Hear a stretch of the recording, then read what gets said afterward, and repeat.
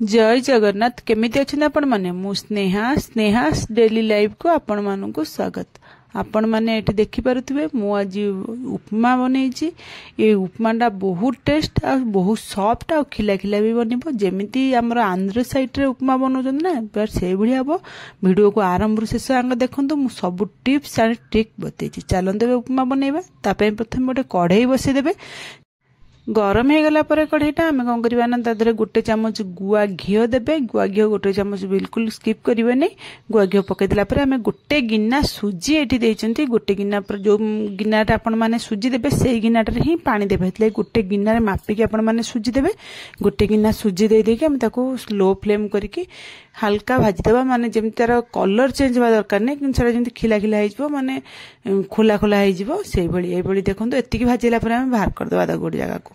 तापर आउ टिके मु तेल पकई देछि। तेल गरम होला परे से तेल रे मु 2 चम्मच हबो बादाम रखिथिली। बादामटा पकईछि टिके भाजी देबे लो फ्लेम रे। बादाम जतल देखियो फाटिबा आरंभ हबो आपण माने जानि देबे बादाम भाजिला बेल ताको काढी देबे। तापर सेही तेल रे आधा चामच हबो गोटा सोरिष पकई देबे। सोरिष जतले फुटी आसीबा आमे कंचा लंका छोट छोट करी काट रखिथिबा। कंचा लंका कटा पकई देबा। अदा भी छोट छोट करी काट रखिथिबा। अदाटा को पकई देबे। दुईटा अंग मिसेई ताको भाजी देबे। से लो फ्लेम रखिथिबे। एडी बिल्कुल भी फ्लेम हाई करिवेनी। लो रे ताको भाजी देबे। गोटे मिनिट भाजी गला पर आमे टी बुट डाली 2 चम्मच हबो रखिछे। बुट डालीटा स्किप करिवेनी। आपण मानक इच्छा आले बेटी जो बिरी डाली ताको भी नै परिबे किंतु एटी मु खाली बुट डाली नैछि। से बुट डालीटा को पकई के एंत भाजी देबे लो फ्लेम रे। एंत हल्का पतल ता कलर चेंज हे जिवो। आमे हेतलाम तादर भूसुआ पत्र रखिथिबा। भूसुआ पत्र हेतरे ऐड कर देबा। भूसुआ पत्र ऐड करी ता गोळै देबा। एडी भूसुआ पत्र पकईला बेसन भाजा दरकार खाली ता गोळै देबे। गोटे मिनिट गोळै देला परे एबे देखंतु मु छोट छोट करी काट रखिछि गाजर बीन्स आ ग्रीन मटर। आपण हिसाब रे आपण परिबा गोटे पकेबे न परिबा भी जोटा नथिबे भी ताको काढी भी दे परिबे। खाली भी आपण माने करि परिबे। आ एई जगह जदी पियाज न पकाउ छन एई जगह पियाज पकई देबे। पियाज रे भी खाली करि परिबे। तापर हम कोन करना से परिबा गुडा को लो फ्लेम रखि के ताको टे भाजी देबा। बेसी माने कड़ा करी भाजीबेनी कि ये भलिया भजा भजा हला बेले भाजी होबनी। हल्का ता कंचा अंश मल्ला जांको माने पानी जो थिबो से पानीटा ये हला जांको हम भाजी देबा। देखो देबे भाजी हेगलानी। भाजी हेगला परे मोडी जो गिनारे सुजी नैथिली सेई गिनारे देखो तो मापी की दउची 3 गिना पानी। माने गोटे गिना सुजी रे 3टा गिना पानी देबे। आउ मोठी 2 चम्मच 3 चम्मच हबो पानी टिके अधिक देइछि काहे ना परिबा उडा भी पानी टानिबो। हते मु 2 चम्मच आ अधिक देइछि पानी। आपण माने एही हिसाब देबे। तारे पांडा को हाई फ्लेम करके फुटिया को छाड़ देबे। फुटिले आधा चम्मच चीनी आ लूण आमे बिल्कुल भी ऐड करनथले। लूण आपण स्वाद अनुसार एठी पकई देबे। पकई देके ताको छाड़ देबे। से जंत फुटिबो ना भल करी तले फुटी जिबा तले माने सुजीटा को जो हम भाजी के रखितले से सुजीटा को हम पकई देबा। पकई देके ताको एमदी गोळे देबे।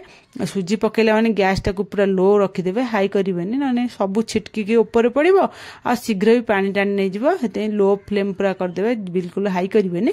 तापर ता गोळे देबा। गोळे दे ता घोड़े के 5 मिनिट छाड़ी देबे। देखंतु 5 मिनिट हमर एबे हे गेला।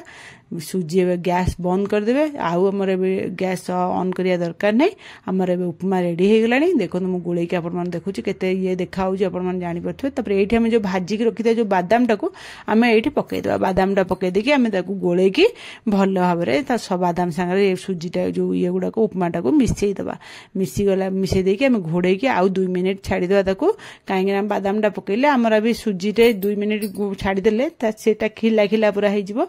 सेति हम छाड़ी देचन 2 मिनिट। देखन देबे हम 2 मिनिट पर देखौची आपण मानो सुजी केते सुंदर हमर उपमाटा देखन किंदे हेची। आपण मान जानि पारथु एटी केते सॉफ्ट उपमा हेदिवो। उपमा जेमि सॉफ्ट हेमि खिला खिला हे कि रहइबो माने खुला खुला हे कि रहइबो।